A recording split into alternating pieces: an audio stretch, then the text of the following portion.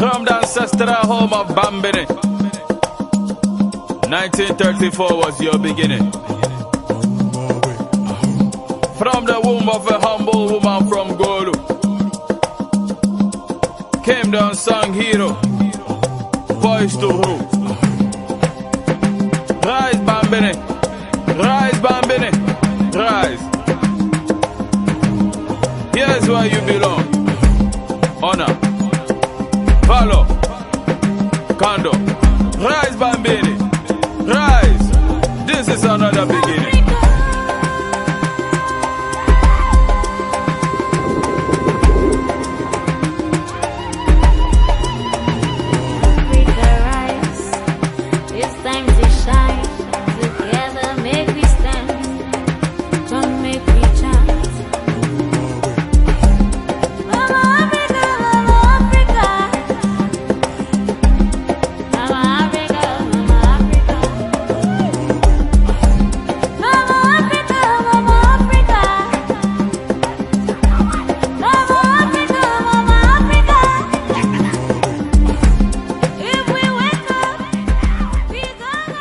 You know, as a chief wife, chief has so many wives. So it was actually a matter of survival between the children of the chief. They had to struggle to eat together. If you were not strong, you would push down. And so they went on, and he was actually being final. Dr. HILLA attended Laura Primary School, Native Authority Primary School. So the only occasion we had and we met was in 1946. After we had completed Primary 6 in our respective schools, then we met at 1946. We met at Parabala Middle Boarding School, and where there were 2 classroom blocks. We had blue and green, and fortunately, Dr. HILLA and I were in the blue block. So his father sent one of his brothers, his siblings, to Tumu to be enrolled into the primary school. But apparently, this boy was so fearful when he sees white men or any other, when he sees crowd, he becomes shaky, he cannot withstand it. So that boy was sent back. And then his father, his uncle, then sent him to Tumu to try if he would be admitted. So fortunately for him, the white man took him and then admitted him into the school. So that was how he got to school, by chance. He was not the one actually proposed. There was no secondary school in the north. So it was something like a fiction to talk about secondary education. But when we were in 1946, we got to know that there was an institution like secondary education or secondary schools, of which students from standard 5 would take a common entrance and enter. Good upbringing, because this is a extended family house. You see, we have one compound. We are all living together. And more so because we are a chieftaincy dynasty. Our fathers are a united front or united family system, which we have in Gulu here. So you can see how he was brought up under extended family system. You see the name Liman, it is our first chief, the first paramount chief. Who is Liman? His uterine father is called Babani Yomu. And my uterine father is called Kui. That's why I'm called Kuli Bukti Liman. You see Liman the first there on the left side. You see his photo. And we have Liman the second Liman, and HILLA was Liman the third, who was unconstitutional overthrown, and he came home. Liman the second passed away in '89, and 1990, after we finished the funeral, he was installed. And you know, this is a chieftaincy, paramount chieftaincy serfdom. That's why he was Liman the third. Can you take us to how HILLA Liman was educated? Yeah, well, after his education, he was actually put into school in 1937, I think, when Liman the first came into the scheme, or was it 39? You can see it from there. Then he walked from here to Laura. In the whole of the Upper West, we only had two schools, one in Laura and one at Wa. And since the Sisala area didn't have the school, he had to walk 49 miles. It took them 3 days with the guidance of our elder brothers. They took him to Laura Primary School. And then when he finished there, he went to Tamale Middle School. It was from there that when he passed, he became a people teacher and went to do Set B. The people teacher at that time, if you let middle from, that school was middle from 4 or standard 7. It was formerly called standard 7. You became a teacher, you would go for training at Tamale to become a Set B teacher. It was during his Set B teacher that he wanted to extend his education system. He wanted to go higher than that. But the whole of the North, there was no secondary school. From the northern regions, which we were called Northern Territories, there was no secondary school. But he was able and very determined that he did correspondence course to do GCE. As in that time, it was General Education, GC, General Certificate of Education. He had an O level, and then, as I say, because there was no secondary school, he did it on his own. And when he had opportunity, or he applied to go and do the A levels in Britain, we had a lot of, you see, our forest area is very good. It had a lot of animals. So he did hunting to supplement his teaching salary, to be able to do correspondence course. So that's why he was able to be offered a place to go to London.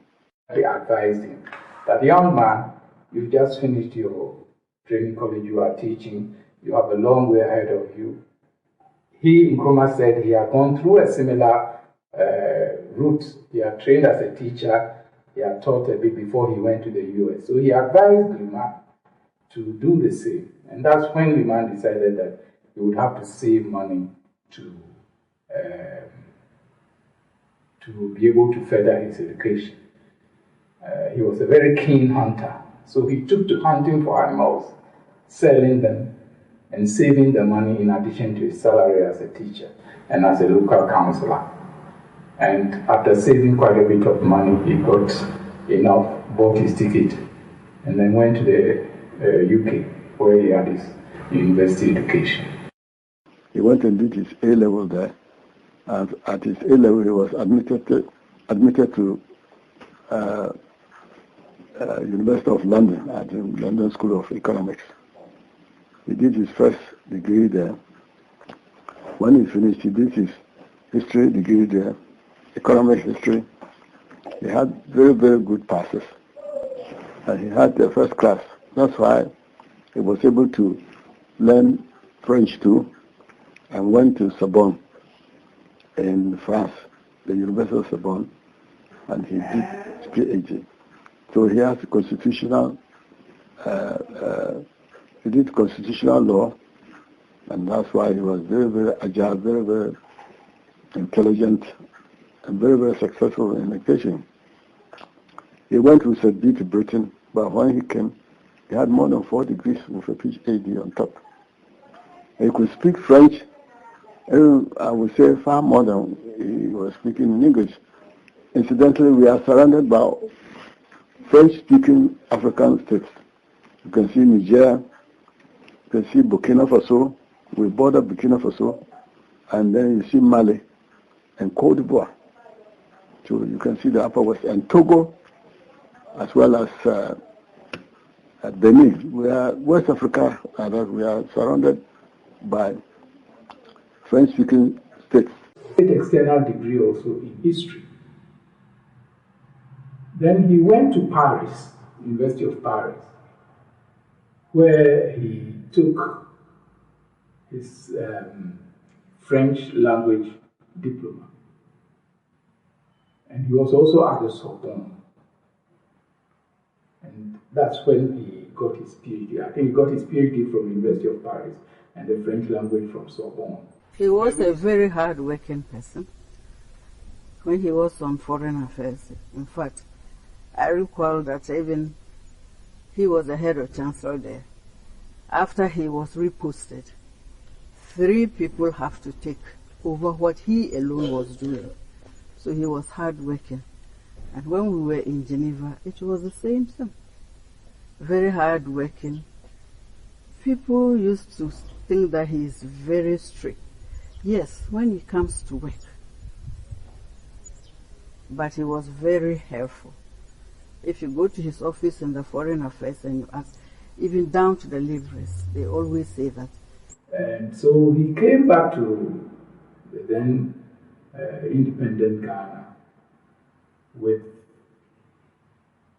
a BSc Economics, a BA in History and Politics, and then a PhD from London University School of London School of Economics, Sorbonne, and University of Paris. Instead of coming to be a university town, which his good friend Professor Paul Ansa, then Dr. Paul Ansa, wanted him to do, instead of coming to teach in the university, he said no, he preferred to go into the foreign service so that he could help in the Africanization process of the foreign service for an independent Ghana. So he went into the foreign service. He served in various categories in various countries. He served in Lomé, he served in Geneva, he served in a few other places, and also he served here at home in Ghana. He was head of desk in various places. And this is what he did until 1979, when circumstances brought him back into politics. He retired from the foreign service, came into politics, and eventually won the presidential nomination of the then People's National. He joined the PMP that was led by late Imore Gala and other members of the PMP. He was campaigning, and he was to represent the Sisala district at that time. He contested it with one, it's called Adam Ogomie, Mr. Adam Ogomie. He represented at that time UP, or was it the opposition party. But then they had banned CPP. So that's why Igala was able to form with his colleagues or his compatriots the PMP. Unfortunately, they said that Igala was disqualified because a committee of inquiry found that he had some proven guilt for some mismanagement or something. He had violated some of the Ghana laws. So those whom they found guilty or they found to have squandered or they had demanded or done something wrong with the Ghana laws, he was disqualified to do politics. Incidentally, it was then HILLA who was he was the secretary to PNP. He was collecting a lot of data for what they can use for the election. Then it was there that they picked him. They cited him as a very vigorous, very, very determined person who could win votes because he was very capable, able. First of all, it was what they said. It was that he wasn't elected at that time. An ovation that he was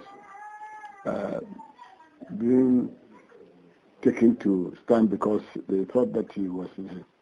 But some other members protested against it. So they had to reconvene at Kumasi where they held a meeting.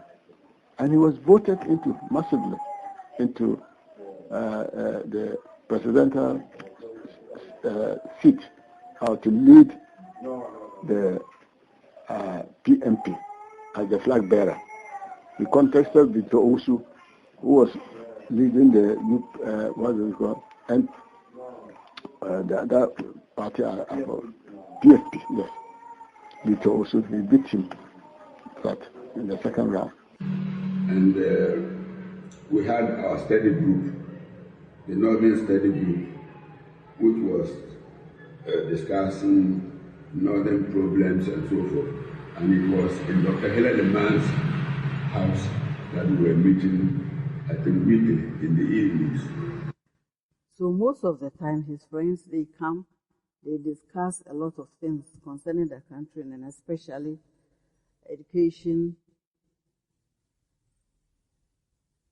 and also especially even the university, the Northern University and all that started way back 76 in the house there, discussing about it. So most of his friends, yes, he has some friends, and his hobby too is, I would just say, reading and working. Yeah, they read the mood of Ghanaians very well. That Ghanaians wanted a break with the past. They wanted to see young, unblemished politicians. They wanted to see people who would be out in the field working. And so bringing Liman, who was then 45 years old, and DeGraff Johnson, who was then 46 years old, and a lot of very young people as parliamentary candidates, I think caught on very well with the Ghanaian population, as opposed to some of the older faces that people saw in the other parties. Secondly, the campaign team analyzed the situations in the various regions very, very well. In fact, they realized that the most difficult regions would be Ashanti and Brown. But it also showed that past elections had clearly indicated that even though the CPP usually did not get enough parliamentary seats, their share of the popular vote in Ashanti, and to a very large extent in the Brown, was always very high. Well, Dr. HILLA Liman of blessed memory came to the political scene from some obscurity. Nobody knew Liman. The circles that might have known Liman would have only been the diplomatic circles. Apparently, as a relative to one of the dons of Ghana's politics, belonging to the CPP tradition, he was brought in at a time when there was some kind of jockeying to capture power after the military had intervened a number of times.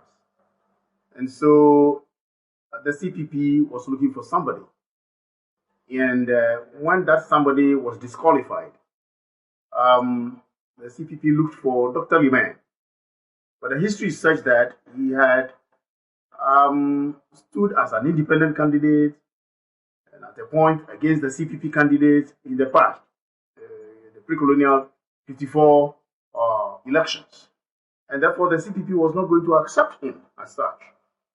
I was a young man myself in the university, so I was leading a campaign against Dr. Liman. Because we didn't know him, so we had placards.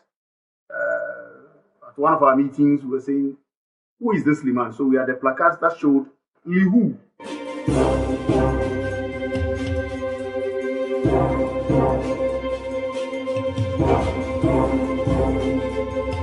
We of the Armed Forces Revolutionary Council, during our short stay in power, have demonstrated openly what many people had only suspected before, namely, that the holding of office in government in this country had in almost all cases been used to plunder the wealth of the nation. Ghana is looking up to you. Thank you.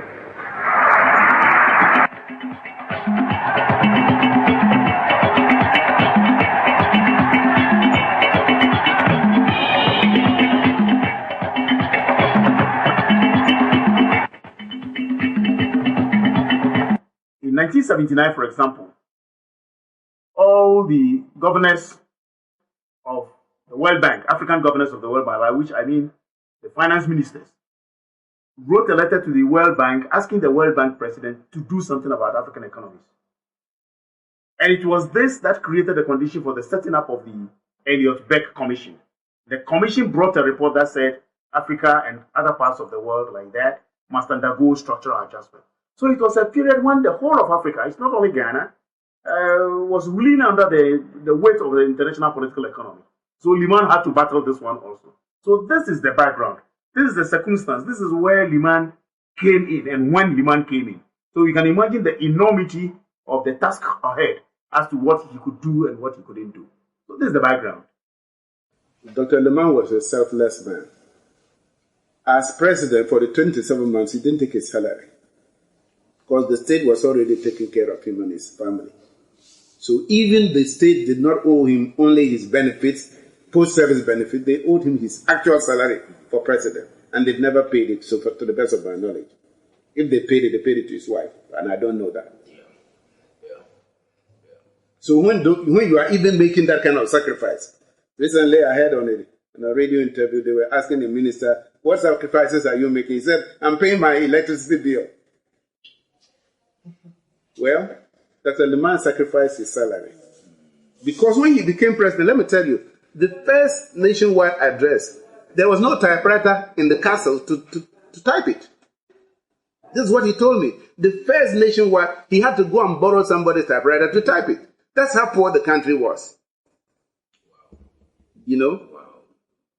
The seat of government, no typewriter for the president to type his first State of the Nation address. That's how bad things were. And he removed all these problems in 27 months. Well, the first priority was to remove the blockade so that there can be inflows of investment in other things. And that was done within a matter of weeks. The long petrol queues had been lifted. Nigeria started supplying us with fuel. We started getting some fuel from Algeria also. Several grants and loans were given by various governments, including the government of Germany, Britain, France, several other countries. It's a long list of people. And things started really moving. Shortage of goods began to be tackled. Projects, I mean, if I list the number of projects that the Liman administration undertook within the 27 months that they were in power, people will be amazed. General was Joe Ryder, one of the most eminent lawyers that this country has ever seen. The then Minister of Finance was Dr. Amonikwe, who had been a governor of the Bank of Ghana before and had worked with international finance organizations before. Professor Bennett was Minister for Lands, Natural Resources, Fuel and Power. Later on, he moved to the Ministry of Finance. Professor Nabila was the Minister for Information and Presidential Affairs. Dr. Kwame Nkrumah, whom I mentioned initially as having contested in 1954 as a parliamentary candidate, was a South. Later on, he went to do medicine. Came back, he was at Atomic Energy Commission, one of the first nuclear doctors that this country ever had. He was Minister of Education. Later on, he changed to be Minister of Health. Mr. Vincent Bula, Managing Director or General Manager of Mobile Ghana at that time, was the first Minister of Industry, Science and Technology. The first time that we had a ministry devoted to science and technology. Vincent Bula was the then Minister. Riley Poku was the Minister, he was a lawyer, a Minister of Defense. Dr. Kwekuanda was Senior Lecturer in Agricultural Economics in Legon. He became the Minister of Agriculture. I can mention quite a few, but the few I've mentioned should show you the caliber of people who were in his government. When he was asked, what is your ideology? Nkrumah was talking one ideology. Other people talk, what is your ideology? He said Ghana. So his passion was Ghana and the poverty and ignorance of Ghana. And that is why he was working very hard to make sure that Ghana moved out of its poverty state into a prosperous nation. And you know what he told me? He actually took me to visit a diplomat of Ghana who was representing Ghana in Brussels. And he told me then, in 1997, that if the man had not been overthrown from the Shell, would have been pumping oil by the time I became president. I think the diplomat is dead now. But Dr. Leman took me to see him. So when we say we have discovered oil, as I said, discovery, it means something that is there. You just uncover and you say you've discovered. But that is information that came from somebody else. He took me there to lobby the man and for the man to assess me and see whether he could help with my campaign. And that's what the man told me. He said he was at the forefront. He was negotiating for Ghana. And that if there hadn't been the coup, by 1983, Shell would have been pumping Ghana oil out of Ghana. Investment in other things. And that was done within a matter of weeks. The long petrol queues had been lifted. Nigeria started supplying us with fuel. We started getting some fuel from Algeria also. Several grants and loans were given by various governments, including the government of Germany, Britain, France, several other countries. It's a long list of people. And things started really moving.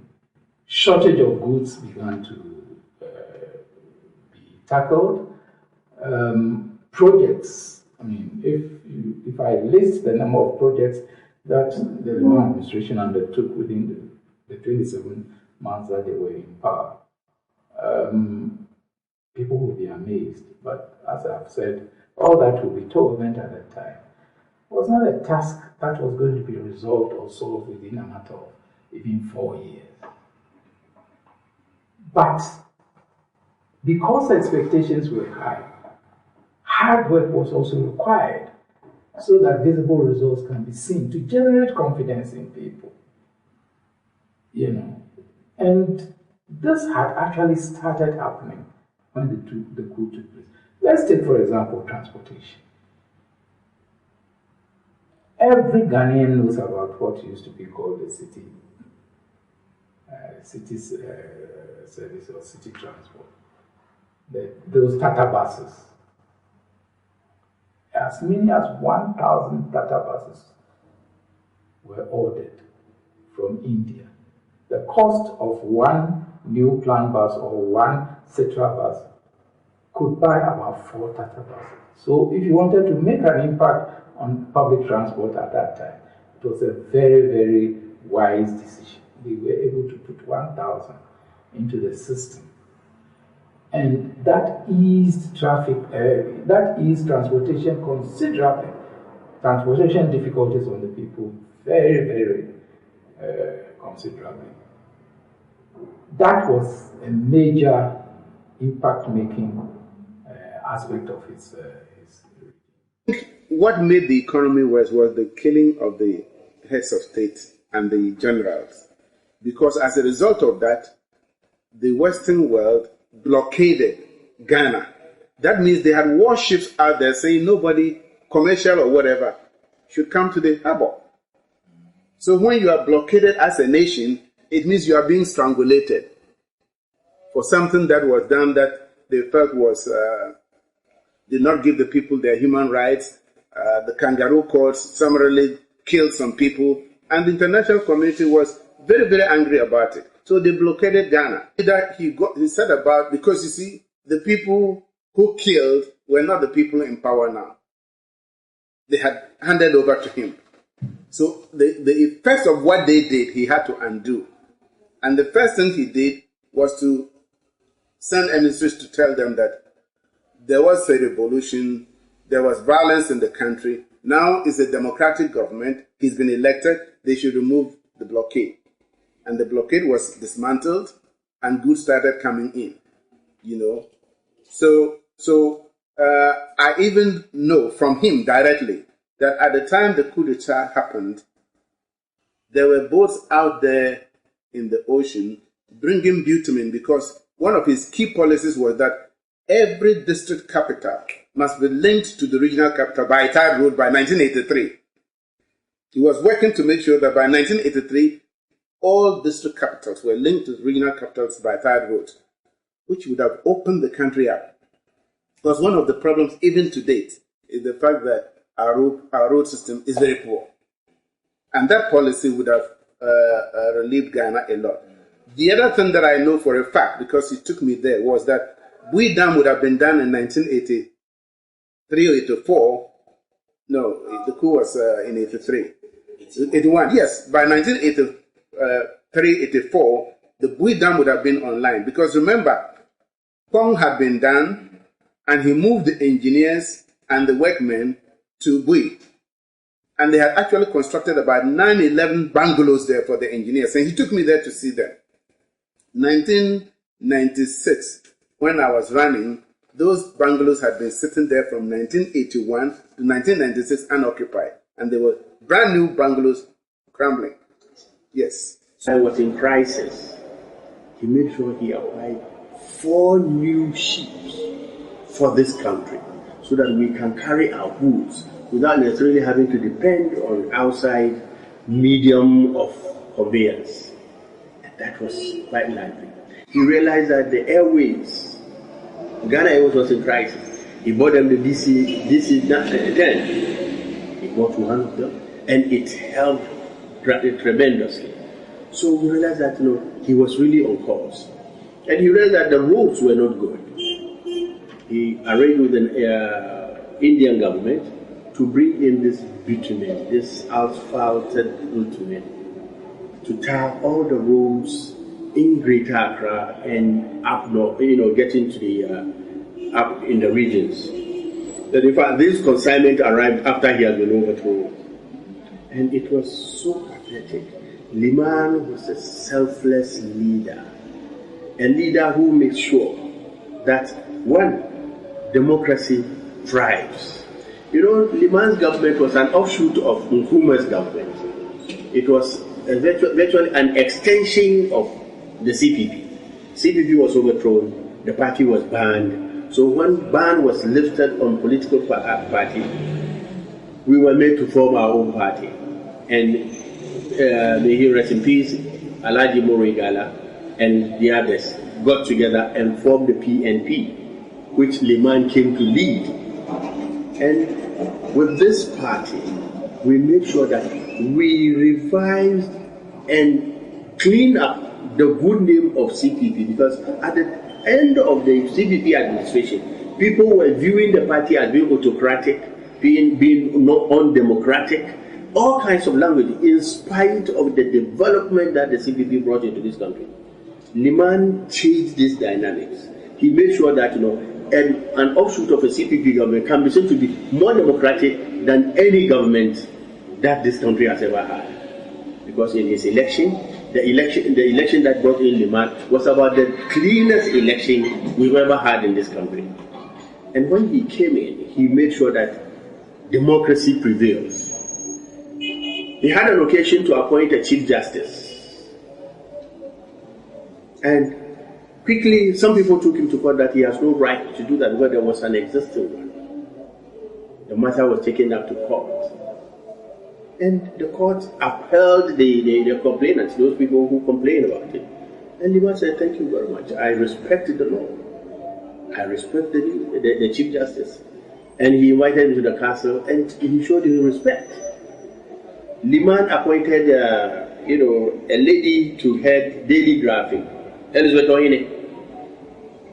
People were objecting to it because at the time, they said the Media Commission had the mandate to do that kind of appointment. And Media Commission wasn't established at that time. And Liman wanted to avoid the void and the gap. He appointed her. She, who was appointed, took the matter out to court that he has no right to appoint her because it is another body that has to do that. The matter was taken up to court and she was declared right. Liman said he has agreed with them and that he quickly made sure that that body is established to make the necessary appointment. So the man is one person who is a respecter of law and a respecter of human beings.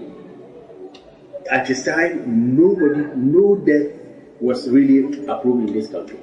The man made sure that even his saboteurs, people who were all out to bring him down, he was dealing with them according to law. I didn't discern a fanned up policy of his. I sensed he wanted to do something. And incidentally, again, when he became president, he continued to accord me friendship. For instance, his first visit to the African Union Summit, it took place in Sierra Leone. Even though I was opposition, I was in Parliament when a note came from him that he wanted me to accompany him to Freetown. It was such a delight. It hadn't happened before. President asking opposition spokesman and for to accompany him to an international conference. It reflected the sort of personality I discerned in that way. I went with him. But as I say, his policies were not firmed up. And why? It was because within his party, it seemed there were elements who didn't give him a free hand to do things. For instance, the economy was in bad shape, and it was necessary for him to cooperate with the multilaterals, IMF, World Bank. It would have meant perhaps a policy of devaluation or an adoption of stringent measures to correct the macroeconomy. The party wouldn't submit to that. They didn't agree to that. And so he just couldn't go ahead to take the necessary measures. Eventually, I believe that contributed to the coup they did against him. In my view, Liban was a good leader.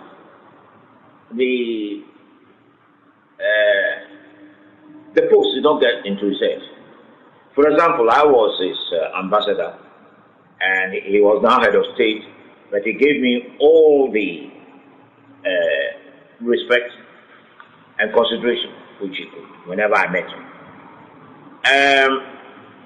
He was a good leader in that he wanted to get the party together, whatever he did.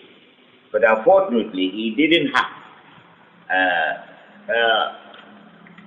that caliber of support which he needed at that time. I'm not saying that those around him were not good, but he needed more. One or two were very good, but he needed people who were really who understood the political, economic, and social situation, and who knew what should be done and what could be done in the short and long run. And he, in the circumstances, he played the role, in my opinion, a veritable role. You could not say that he was a great leader like others in other countries, or even like in Nkrumah and so on. But in the circumstances, played his part, and he did what could reasonably be done. Oh, there is no governing party which has not had internal problems. Definitely there were internal problems. Even right from the beginning of the formation of the party, there were factions, everybody trying to claim that he was more compromised and more socialist than the other. So immediately he came there. Some of those who were ideologically bound started saying that he was not compromised enough. Others who felt that this was the time to be pragmatist, felt that he was being pragmatic enough because you needed some pragmatism to be able to solve the then existing countries. And this, of course, brought about this ideological question. And that exists in virtually every party, all over the world. You have ideological blocks in every political party. The unfortunate thing is that in this country, because it became an open thing, certain people within the army took advantage of it and did what we have all eventually, I think, probably started to question whether it was even necessary at all. Because we were moving towards a very good democratic system. There is no doubt about it.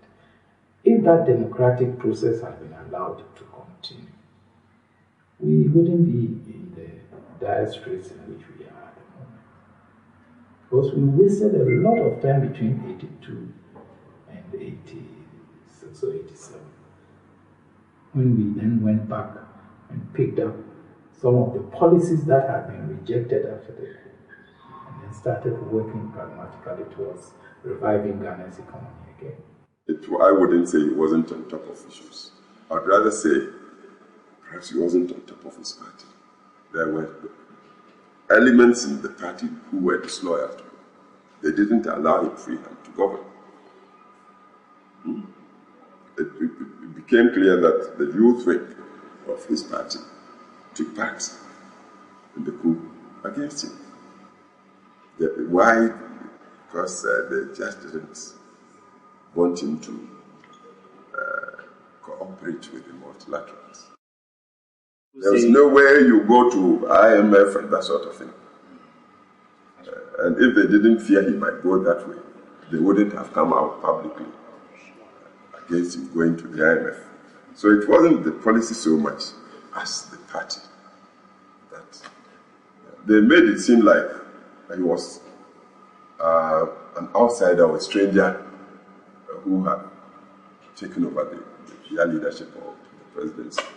And don't forget, it was like public knowledge that it was Mr. Igara who got disqualified by the military regime, I think a Champions regime, who brought him. So they just didn't allow him to do that. But from my point of view, apart from the economic dimension, there were other serious challenges. There are equally serious challenges. And one was that within the party, the man himself was more or less, was seen by some of his own party colleagues to be a caretaker figure. They have not had a chance to be part of the system for long. They have not had a chance to really be in the country for quite a long time. They have been outside as a diplomat, as a student, and all that for so long a time. And therefore, they have not really been part of the local party service. And there were even some allegations that did not really belong to the civic tradition, that they just come on board. So all these misgivings were there. And so one problem that he had was how to actually gain and assert control over his own colleagues in his own party.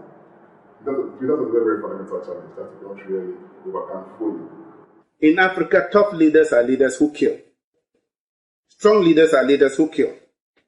We have examples all over the continent. I won't mention specifics. But Dr. Leman said strong leaders lead strong institutions. So his desire was to build strong institutions, the judiciary, the military, parliament, the executive, These are the institutions that need to be strong, so that the nation will sail, rather than having these problems that we are having. All these problems we are having now is that we don't have strong institutions. We just talked about the dollar, and I'll say it here. The dollar is falling. Whose responsibility is it? Is it Muhammad's responsibility or the Bank of Ghana? So the institutions are weak. If the Bank of Ghana were strong, we wouldn't have this problem. I don't think that is right. He did appoint people of his vision. Because I happen to know something about what happened even before the election.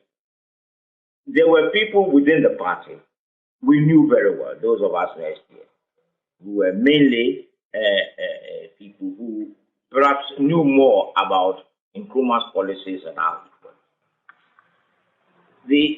The party was supposed to be a follow-up or to be the best child of CPP. Only they didn't use that name. Now, and there were people who were in the party, we knew, who were mainly interested in posts and in doing work for themselves. And therefore, the SDF wanted those people to be shunted away, not to be disgraced, to be given honorific post within the party, but not to be involved in party decisions and so on. Perhaps it's difficult to explain, but we saw it quite clearly. And so, but it wasn't then this scuttled the union, the proposed union between the SDF and this party. And therefore, these people were still very strong. They helped and the party to be elected. Liman was not involved in the nitty-gritty of getting the party together and so on and so forth. And they felt that the party belonged to them. They were the people who contributed and did a lot of things. And so he had problems. And we knew that these problems could not be solved insofar as you had certain personalities exercising key role within the party. So and I think he did his best to keep the party together, but because that's what leaders should do. Don't just to keep the party together and to try to get your ideas and vision to be followed by them. And that was difficult because of the personalities involved. Yes, it is true. Many people were disloyal. It was many of his cabinet members and other members which threw off his budget, his last budget, for example, in parliament. So his own people threw out the budget. So they were disloyal members. And I've shown you how he came and how many more people did not want to accept him to start with. And so he had to battle that. I don't think he was able to battle that very successfully. And there were corrupt members within the government. After the fall, we saw how many of his people were incarcerated because of some loans, the Chaveli loans affair, for example, and things like that. So he was white and free from blemish, but some people wanted a kind of governance where the ruling party is the distributor of the lagis of governance and therefore gain left, right. He didn't want to accept that. So yes, he had to battle internal dissent and at the same time external dissent from outside his party. Invariably, the APP was formed, All People's Party, made up of some members of his government and members of the opposition. Could you believe that? And created the condition for the coup that ousted him. So the coup had nothing to do with his, how do I call it, his weakness or being not able or that sort of. No. What he set himself to do was the correct way for Ghana at that time. But unfortunately, internal dissent, external hatred, eagerness by other people to come to power created a condition for asking the army to come back. The President, the Vice President, and all ministers and their deputies are dismissed from office. B. Parliament is dissolved. C. The Council of State is abolished. D. All political parties are proscribed. In fact, when the man came in, I would say he has come in at a good time to help this country. But at the same time, he came also at a very bad time. Bad time in the sense that he came after the revolution that was was initiated by Rawlins. And there is this euphoria about John Rawlins. People saw a young man who came in and playing on the feelings of people. Whether it was sincere or not, we cannot tell. Probably on hindsight, we can say that it doesn't look sincere. But at that time, people were convinced that this is a guy who is, energetic young man. Some people describe a very handsome young man who is ready to offer leadership to this country. So when the time came for him to back out and Liman took over, he did not rest on his office. He continued to become nostalgic about the period he was in power, wanting to get back. So it is his own interpretation that Dr. HILLA Liman had failed, but not that Ghanaians had really found Liman as having failed. He was bent on coming back, and he was doing everything possible. And unfortunately at the time, like I was saying, the youth in the armed forces, the youth in the streets, were convinced that Rawlins was a man who could do it. So even when he was misbehaving, it was difficult to clamp down on him. You clamp down on Rawlins, whatever wrong happens on Rawlins, it would boomerang on the whole country. So he had to be tolerated like a toothache at the time. No, where he went wrong is what is still our problem today. In the sense that a Ghanaian officer, take for example, and I will say it with boldness, the water company. I haven't had water for 1 year now. I'm buying water every day. The head of the water company, does he know? Has he taken responsibility to make sure that all Accra is supplied? So the security, instead of doing their job, were asking him, we have spotted some people who are trying to destabilize the country. What do you think we should do with them? And he said, handle them according to the law. Well, they didn't do a good job. They picked some people up and they went to court, and the court said, you are harassing them, let them go. And the same people were the people who toppled the regime. The man was invited to the Burma camp for annual wasa of the armed forces. Around 11 o'clock, 11:30, he was told that, the wasa was getting to an end, so he could leave. He left barely when he arrived home. They started staging the coup. And the whole place was turned upside down. That's a very good question. It was an actual fact. I was sitting in the same room with him, his study room. That was where he was sitting. I had also gone to visit him from the village, and then he woke me up, and then I went and sat with him. The two of us were alone. So he said, what is happening? Did you go to any pub or what? I said, no, I was downstairs. He said, that long time, I sent for you twice, I didn't see you. He said, anyway, that there's a mutiny at the barracks. So we are yet to, the security agencies are trying to check the point, the boys. So we are yet to ascertain the facts about it. So I sat down with him. That was around 1 a.m. in the night. The two of us in his sitting room.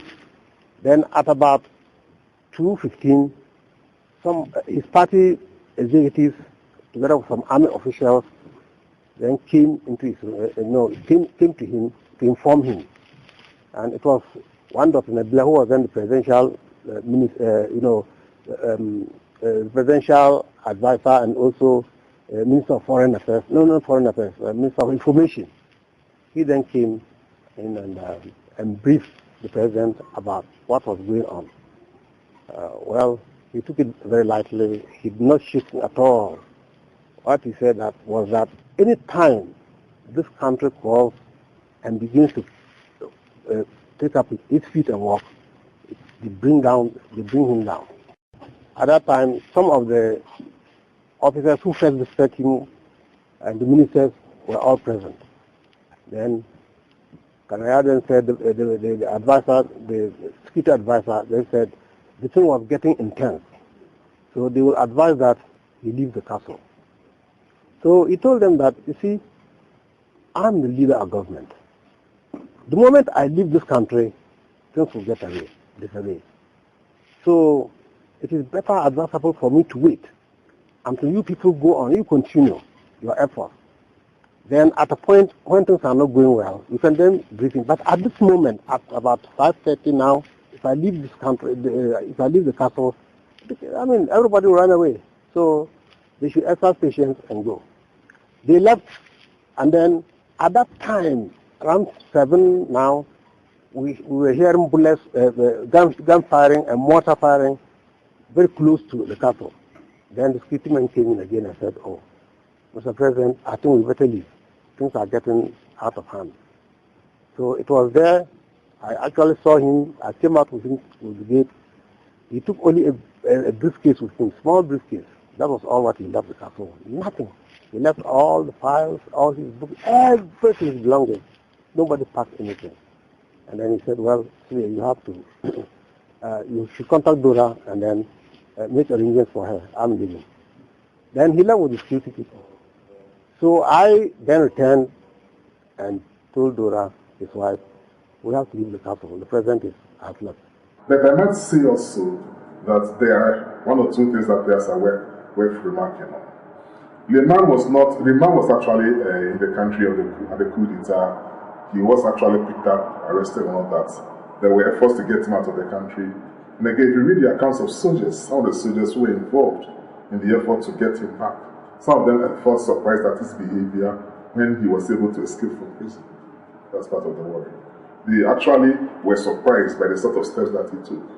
And if you read accounts by those who were involved, you find that there was a big plot to get him out of the country, to ensure a return to constitutionality in the system. We have this now incorporated into our constitution, that any coup d'etat must be aborted and anything made in furtherance of that sort of thing must be recognized by the states. Yeah, but before then, there were efforts to ensure that he was restored to power, so that constitutionalism is restored in the country. But many people who supported that effort were surprised by the moves that he made. For example, how do you get out of custody and then take the major highway to Kofuria, out of the country? This would be the first areas that any serious government that we've run away from will be looking for. Some actually felt a lot of misgivings. And I must say also that he was not as harshly treated as his vice was. Indeed, that did raise a lot of questions. Dixon was worse. That did raise a lot of questions. And that did not really occur well, at least for his image. But again, it raised the point that I've made, that here was a gentleman who was facing very rough times. It was not at all times that he could really rise up to meet the challenges of the time. Actually, he was very disappointed and shocked. And some people have been saying all sorts of things that he himself has Rawlings to stage the coup. And who in his right senses will do that? He was very disappointed that what the country had set out to do had been so badly interrupted by such an incident. And there were attempts to see whether one could stop it. Certain people really did very well to try and do so. Would you like to elaborate on that? No, I cannot. These are security issues. You need certain clearances to come out with some of these things. And I cannot go into them. But there was this issue, for example, of the contingent that was coming from Takrady, which through some confusion could not do what they had been asked to do. There was the issue of the airborne regiment coming from Tamale. There was the issue of the medium mortar regiment coming from Home. And because of lack of coordination among the security agencies themselves, with the civilian security agencies and the ministers concerned with security, certain things happened. And that's how that coup. That is a malicious attack on his personal integrity. And I repeat, it was a malicious attack on his personal integrity. because people don't know. He did, his doctrine was, he did this constitutional law. And if, he said, if the whole of Ghana should, or Ghanaians should vote him into power, why then should he go and side with a few people to stay in power? Because they are not the people who elected him to be president. He was elected by Ghanaians. And he wouldn't stoop so low to go and do such a thing. So they were all malicious lies. It is a context, but you say history repeats itself, but events are also the creation of their time. The coup d'etats of that period was a manifestation of a mature military which was more mature and sophisticated than young civilian regimes. It was strong. And therefore, anytime there was friction in the body politics, in the population, and constitutional rule had not been entrenched, they came in and they overthrew. And that's what I'm telling you, whether it was Zambia, Uganda, name it. These were all regimes that were susceptible to the conditions of the time. So I cannot even begin to hazard a guess that maybe he shouldn't have slept where he slept. No, those are, in my view, irrelevant stipulations. What is relevant is in that period, what did he do? How did he do it? How did that impact on Ghana? So, I mean, I'm not a military expert to speculate about if he had done this differently. No, because I know that the conditions of that time were such that anytime there was discontent, it would be capitalized on by a section of the army. Now, in constitutional rule, content is the fuel of dissent, is the fuel of democracy. In fact, our entire parliament is built around dissent and the working out of differences. Political opponents represent dissent. They argue, they talk on the radio. In those days, dissent was a recipe for overthrow. What could the Parliament have done? Stop dissent? That's like stopping democratic rule.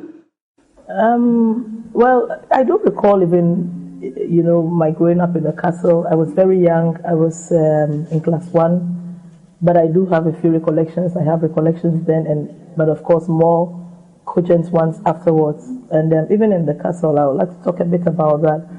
One thing that I found interesting about my parents, both my father and my mother, was that even though we lived in the castle at the time, because that was not the seat of government, but that was the residency, if you like, for the presidency. I mean, they were very strict and very, categorical about bringing us up as very ordinary people. And being young as we were not, able to digest the fact that our father was, if you like, the number one person in the country. My mom was the first lady. Much as we lived in very lofty surroundings, we actually didn't think that there was anything serious about being a president because of how modestly they brought us up and how, I always say this to my friends, my mother was most strict at that point. We were young when you would expect to be pampered.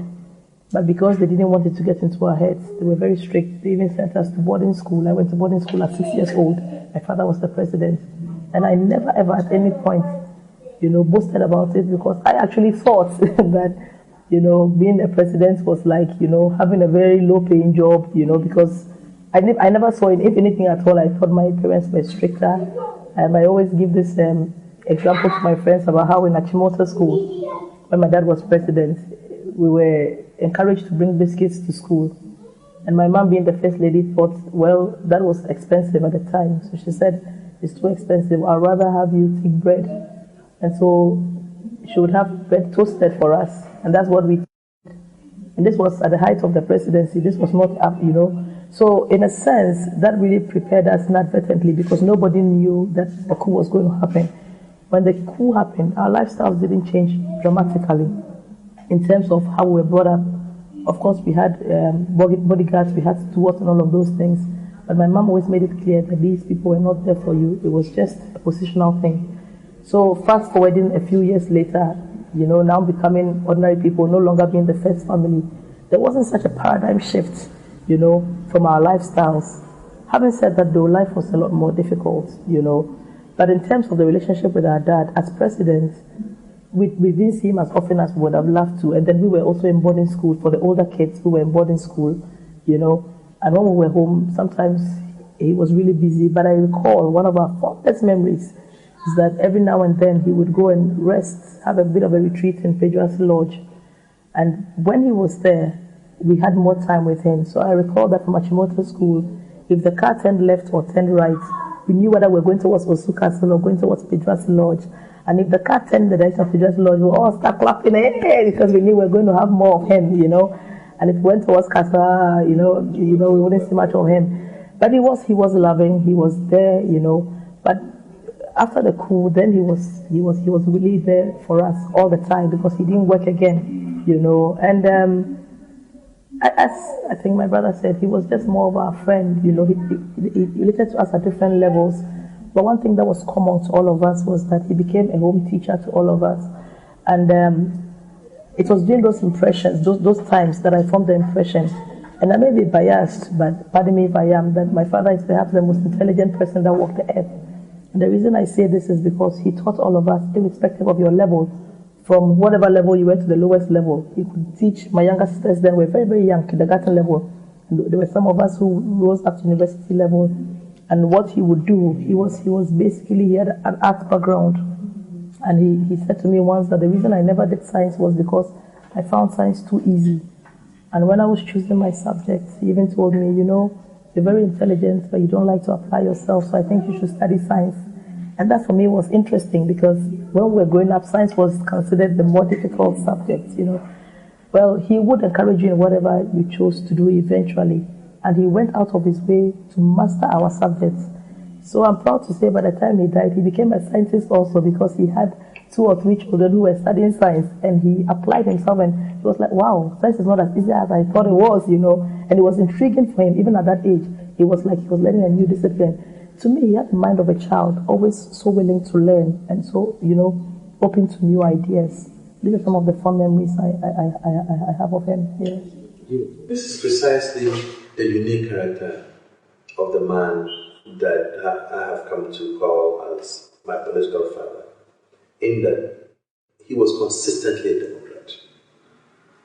2 points that you mentioned. The man was overthrown, his family went through, I would say, the worst of them. And the trauma affected all of us because we consider ourselves as part of the man's family. But again, these were times when there were no structures. It was a military situation. Many people went through that. But the reason Dr. Liman decided to run again was to confront that particular dilemma and to say, look, I was democratically elected. The constitution under which I was elected was abrogated. Now there's a new constitution. I am still qualified to run.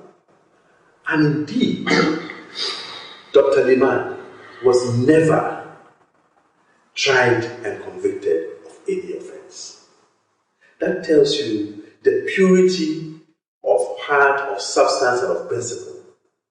That despite the whole, you don't overthrow somebody for not having violated the Constitution. If the reason you overthrow him is because he wasn't hard enough, it's actually a vindication of his constitutional credentials. And therefore, he emboldened us Democrats to say, this fight is not finished. The fight for democracy has to be continued. Liman wanted to prove to the whole country that his hands are clean, that he was not under any disqualification. Nobody has disqualified him. He has done no wrong to the good people of this country. So, in an attempt to wipe the slate clean, he decided to offer himself to contest the election. And we all knew that the election didn't look too good. He didn't win, yes, but they did not carry the election in the same goal like we do it now. The presidential was done first. Mr. Rawlings has won. Now they are coming to do the parliamentary, So Liman was could not really make it. And also, Liman, the honest and sincere person that he wasn't having money even for the campaign. I knew I was part of the people who went along to negotiate to buy a pickup for him. In fact, it was a second-hand pickup belonging to a priest. At Osu here, there is a parish there at Osu, not Presbyterian parish. I think it's the one of these charismatics, one European, father who has that pickup. We went there to acquire that pickup. In fact, in the name of his junior brother, we acquired that pickup, because it was his junior brother who provided the funding to buy that pickup. So we acquired it, and that was what Liman was using. And it's pathetic. Sometimes, we go around before we get to a destination during campaign. We were all covered with dust. Liman comes out. We have to, make him up a little. It's terrible. It was terrible. And I remember one night, we were coming back from campaign. We got to Nsawam police station when the long shaft of the pickup broke, and it was dragged on the street. We drove past the police station. When we climbed up a little bit, we realized that we can't continue, so we stopped. And that was around 3 a.m. We decided to walk down to the police station to wake them up. I woke them up, together with Dr. HILLA. And I told the policeman on duty that this is the former president. We have this kind of difficulty. So, okay, then please wait. He quickly went and, woke the commander up. The commander came up. When he saw Liman, he was really courteous. He was very respectful. He respected Dr. HILLA. Quickly, he arranged for his, Land Rover to pick Dr. HILLA and us to take us home. And he added one policeman with a gun. So they sent us home. The next day or two, Liman wrote a letter to the IGP to thank him, to recommend that gentleman for what he has done. This is a guy who holds nothing against anybody.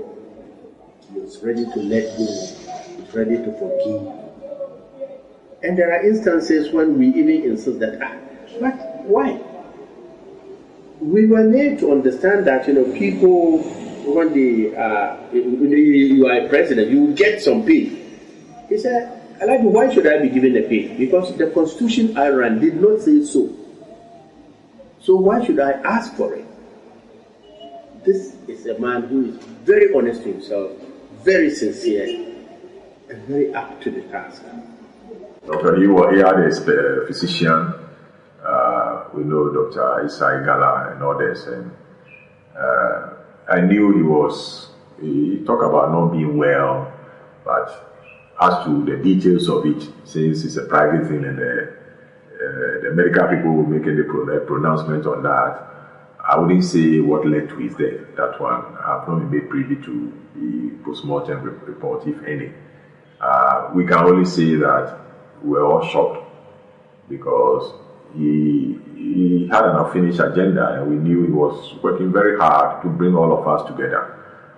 Everybody, those few people who didn't recognize his supreme leadership role, we formed different parties in 1992, all came to realize that he was a man together with Kudobuchi and others who could bring us together. He was working on that. Indeed, he made a firm commitment that he meant to really take us through to unite and contest the 2000 elections.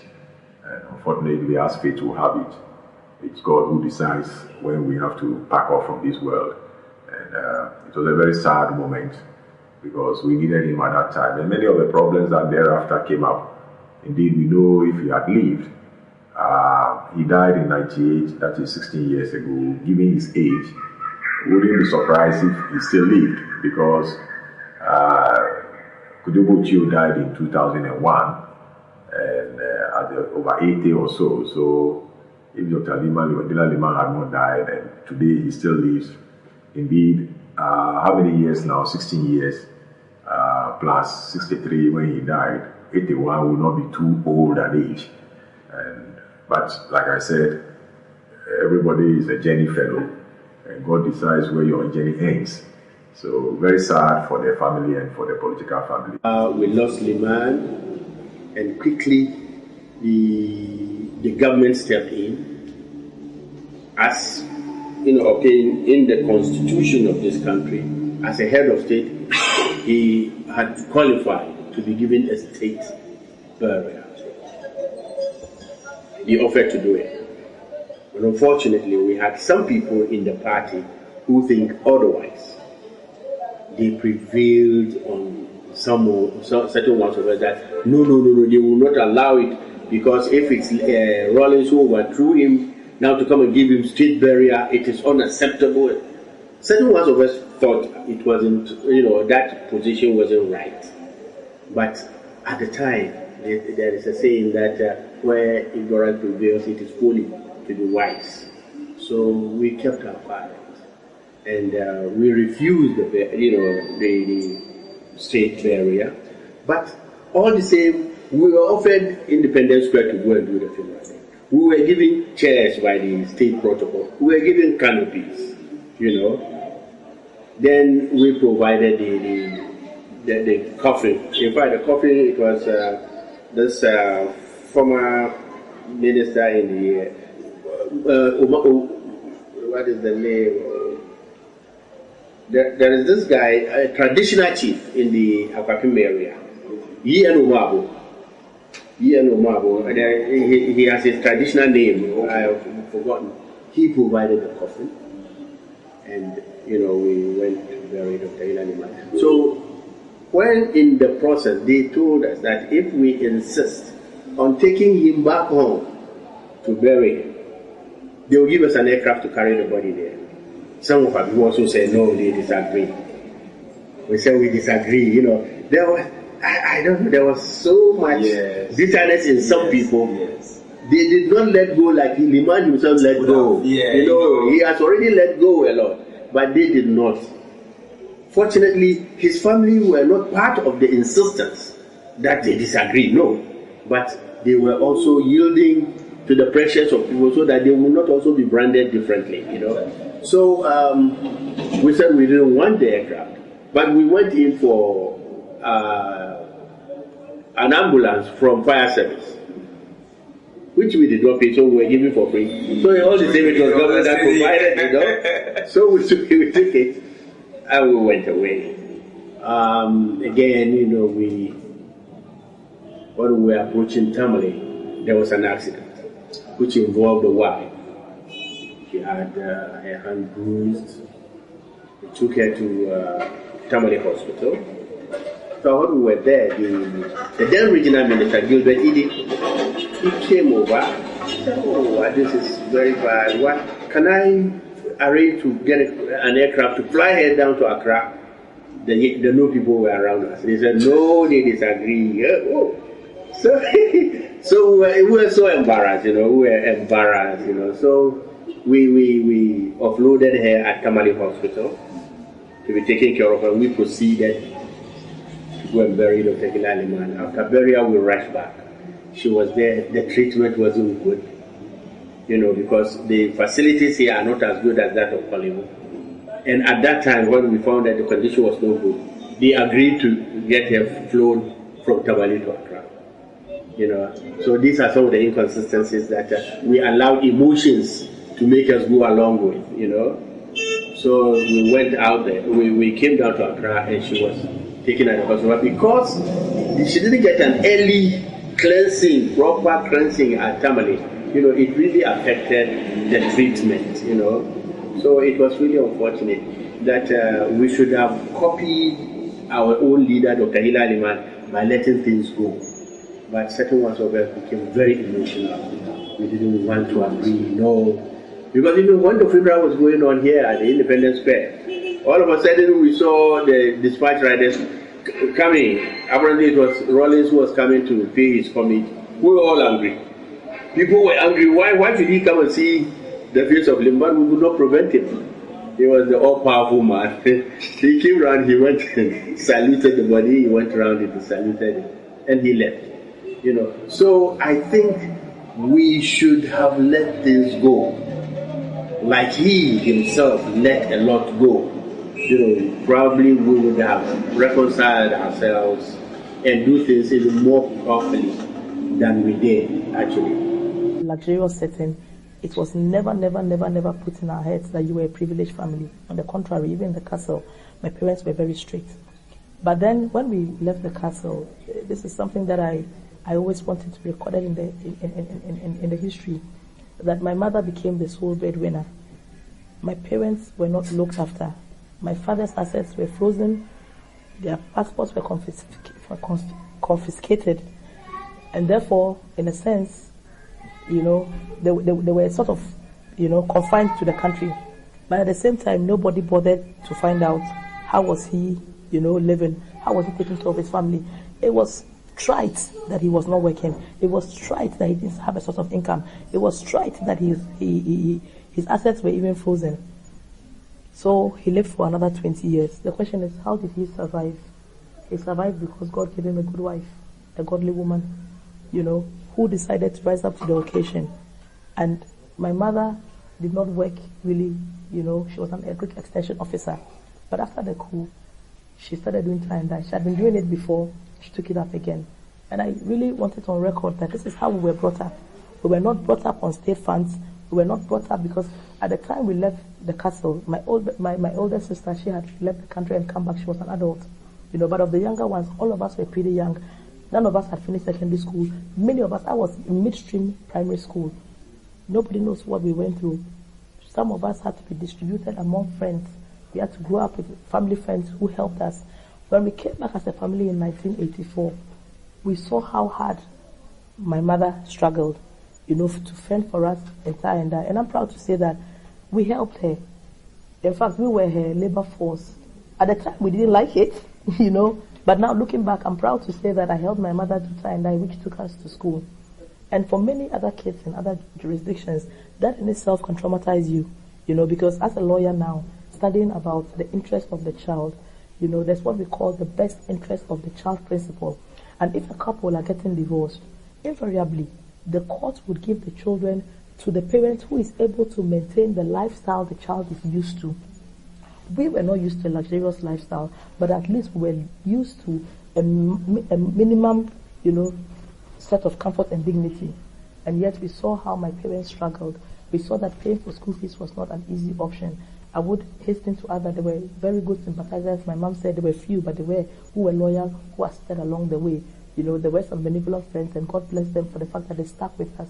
But generally, many of our friends who meant well were afraid to associate with us because they feared that they would be victimized, And so we were sort of, in a sense, to a large extent, ostracized.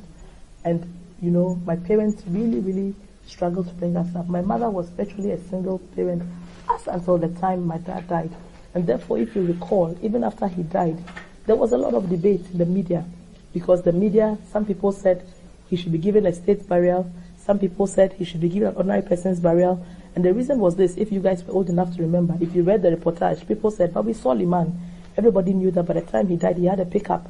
That pickup was so old and rickety, many times it would break down in town. And everybody was seeing it at least a month or two before he died. The pickup will break up and people will push the pickup. This was not good for a former president. People saw all this. And so when he died, it wasn't even the family. There was such a hue and cry from the nation that it doesn't make sense.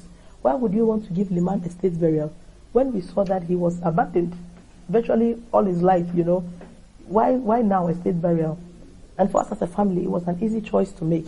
The fact that he was buried in the Independence Square makes people think that, they had the funeral there, that it was a state burial, but it wasn't, because any Ghanaian can go there, and it was for some of these reasons that on grounds of principle, the family decided that let us have a humble funeral that depicted the humble life that he had.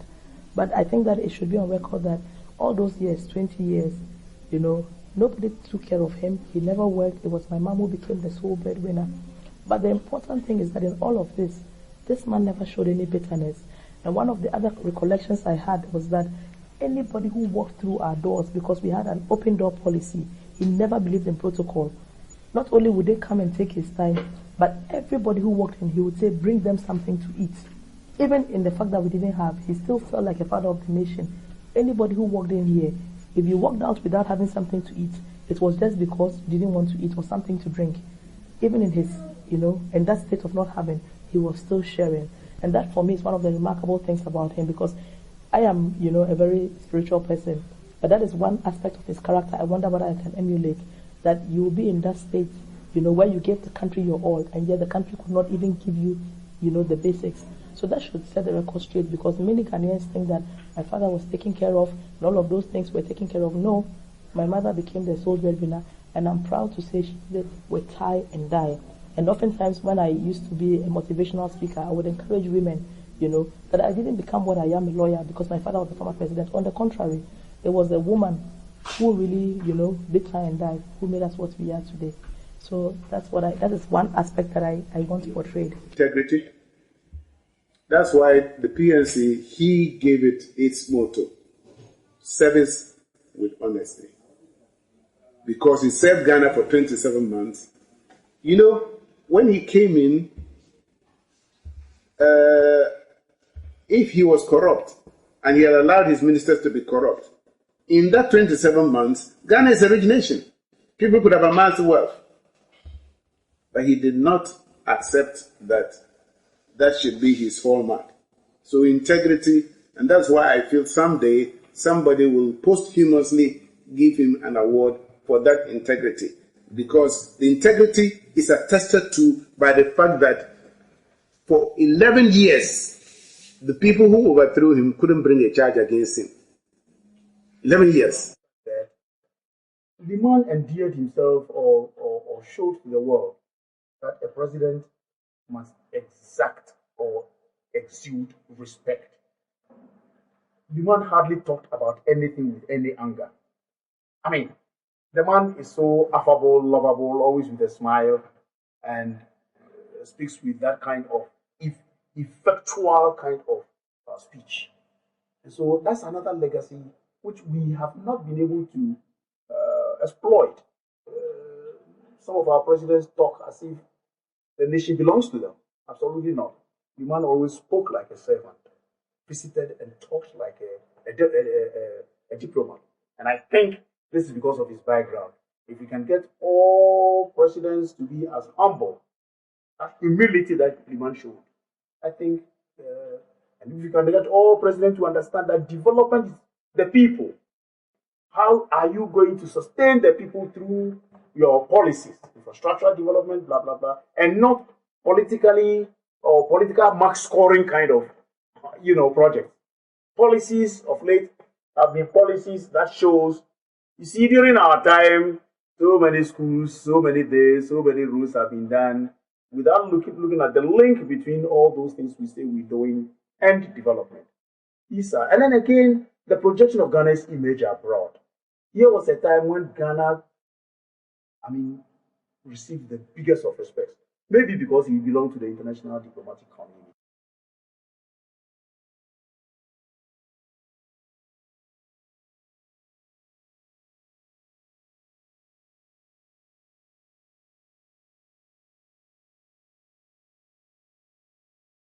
Hello, my name is Samiat Liman Hassan J. I'm a senior high school graduate. I completed school this year. And through HILLA Liman, I've learned to be more patriotic, selfless in all my endeavors. HILLA Liman inspires me because he was a hardworking and a selfless man. And through him, I've learned to be confident in whatever I do. My name is Manuela Nobier. I'm a student in Ola Girls Senior High School. HILLA Liman has inspired me a lot in a way that he has inspired me to always be determined in life and in everything I do. We love HILLA Liman.